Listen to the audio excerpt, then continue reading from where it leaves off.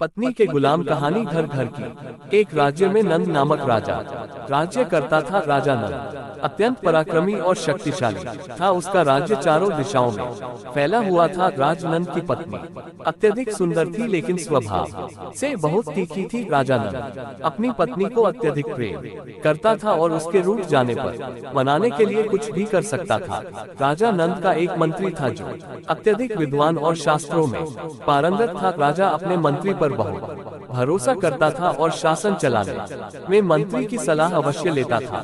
मंत्री की पत्नी का स्वभाव भी बहुत कठोर था। एक बार मंत्री की पत्नी रूठ गई और बहुत मनाने पर भी नहीं मान रही थी। तब मंत्री बोला, प्रिय, तुम्हारा रूठना किस प्रकार दूर हो, सो कहो। तुम जो कहोगी मैं वही कार्य करूंगा जिससे तुम प्रसन्न हो जाओ। मंत्री की पत्नी बोली, मैं तभी मानूंगी जब तुम अपने बाल मुंडवा लो और मेरे पैरों में गिरकर मुझे मनाओ। मंत्री ने वैसा ही किया जैसा उसकी पत्नी बोली थी। मंत्री के ऐसा करने से वो खुश हो गई। उसी दिन राजा की पत्नी भी रूठ गई और राजा के मनाने पर भी नहीं मानी। अंत में राजा ने कहा, प्रिय, तुम्हारा रूठना मेरी मृत्यु के समान है। तुम ही बतलाओ मैं तुम्हें कैसे मनाऊं। राजा की पत्नी बोली, मैं चाहती हूँ तुम्हारे मुंह में लगाकर तुम्हारे ऊपर बैठ जाऊं और तुम घोड़े की तरह हिनहिनाते दौड़ो।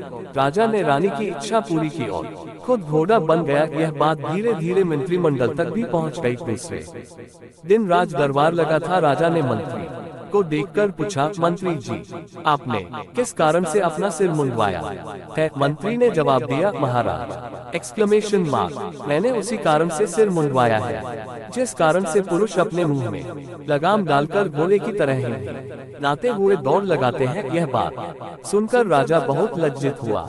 शिक्षा, हमें अपनी मर्यादा के विरुद्ध ऐसे कार्य नहीं करने चाहिए जिससे लोगों के सामने शर्मिंदा होना पड़े।